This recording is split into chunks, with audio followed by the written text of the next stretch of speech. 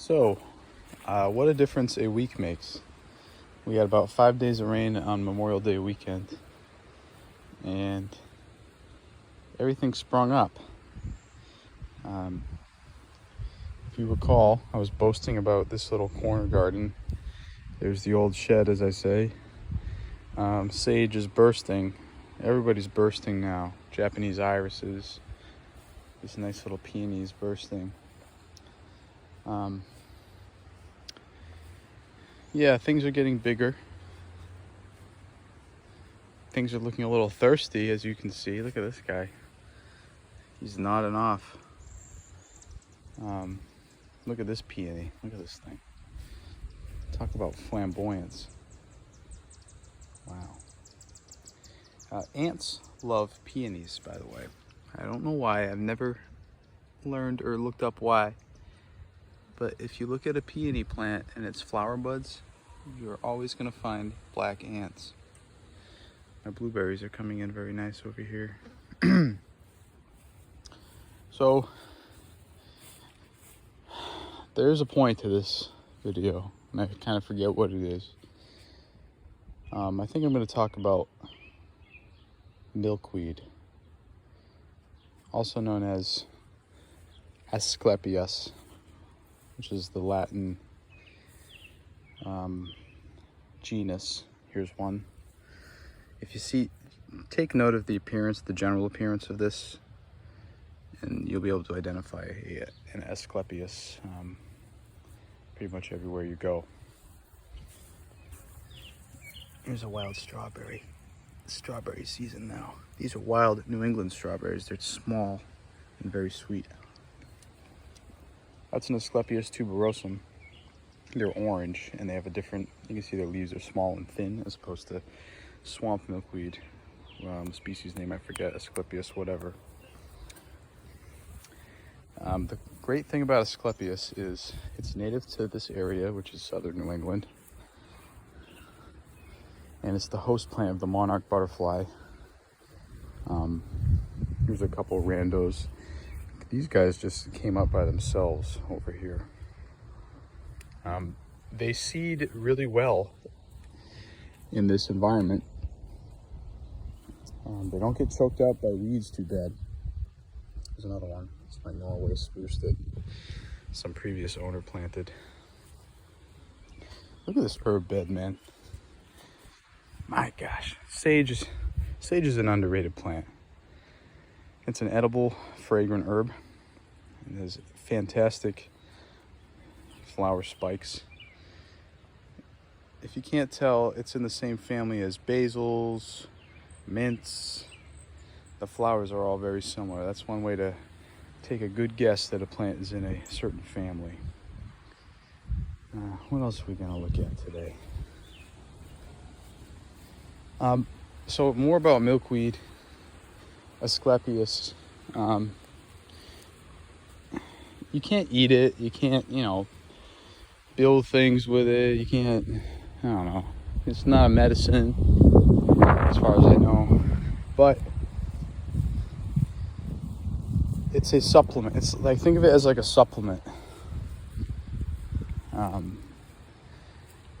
Not only does it attract monarch butterflies, it's also a, I thought there was more over here. It's also a wonderful attractant of all manner of bees and other insects. These guys, this is my veggie bed, which I've not given any care this year. I've been focusing more on permaculture, plantings, cleaning up really trashed areas that I haven't touched yet. These are beans, bush beans. I don't even like beans. Bush beans, and then a ton of random opportunists came up in here. There's a bunch of tomatoes that came up by themselves, onions. This is a really good, healthy milkweed. He's got his buds. It's a great supplement to the garden, and not only does it attract all manner of birds, bees, hummingbirds, it's also a sort of a sink for aphids. Many people, complain about aphids in their garden. I put my asparagus in cages because it was all splayed out. But a milkweed, after it does its thing, like its flowers and everything, here's another one. Its stems get kind of black and moldy, and it gets a little ugly, but it attracts a ton of aphids. It's a magnet for aphids, and they all go to the milkweed. And I don't have like hard proof, but I do believe that they will stay away from your other things because they love your milkweed. So all around, it's good. So see, these logs are a dead white pine from my father's house. This is all one tree. This is I'm gonna fill this in with compost and complete this bed. This is a slope, if you can't tell. So I'm throwing a ton of compost in here. It looks like shit, but it's gonna be nice.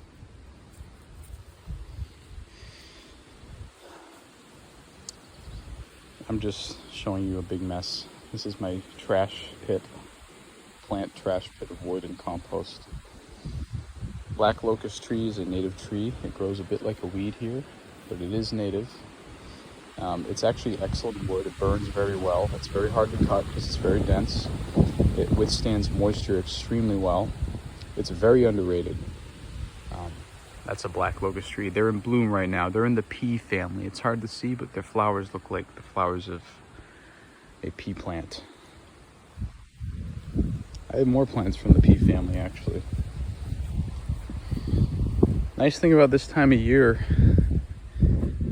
is that these are all black locusts, all towering above my house. Kind of scary because if they fell down, they'd hit my house.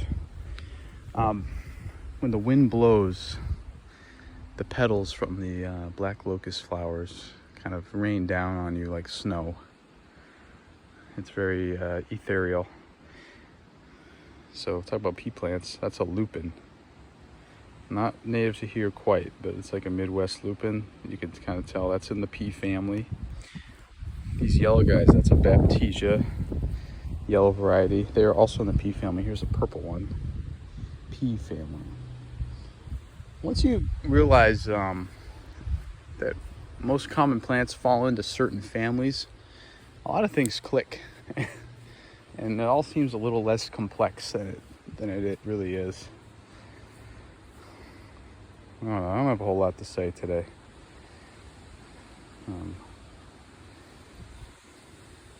I was hoping I'd come up with something philosophical and deep to riff on, but I lost it. There's a bald-faced wasp nest in this juniper tree over here.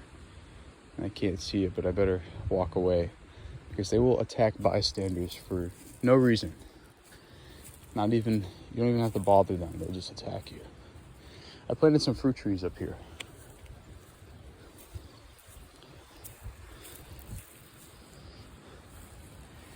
I mean, not much to see. This is a Melanchier canadensis shad bush serviceberry. It produces blueberry-like fruits in June. This one obviously won't. He's a little baby. It's native to here. Very underrated fruit tree.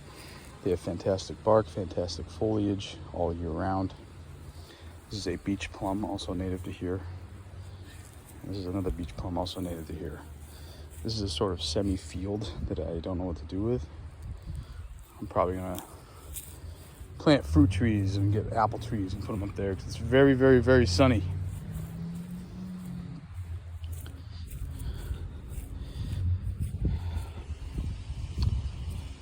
It's a really nice hot Saturday. It's a little hotter for June, the first week of June, than I'm used to in my life, but I love the hot weather.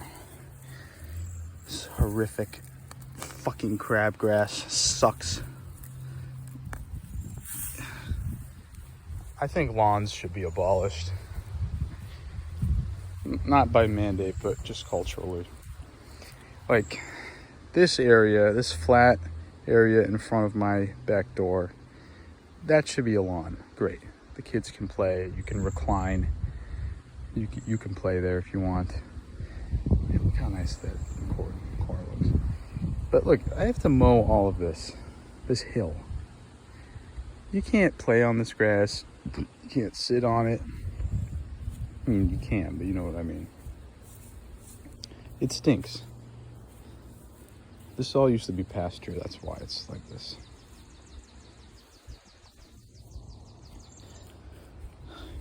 Nepidas are getting really nice.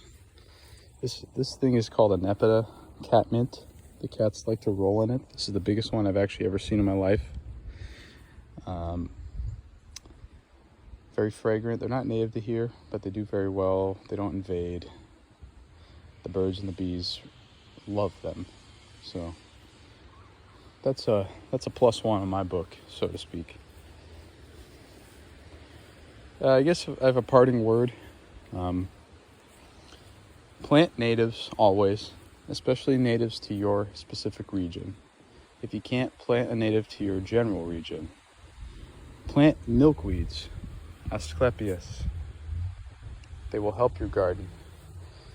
You need to promote biodiversity in your garden.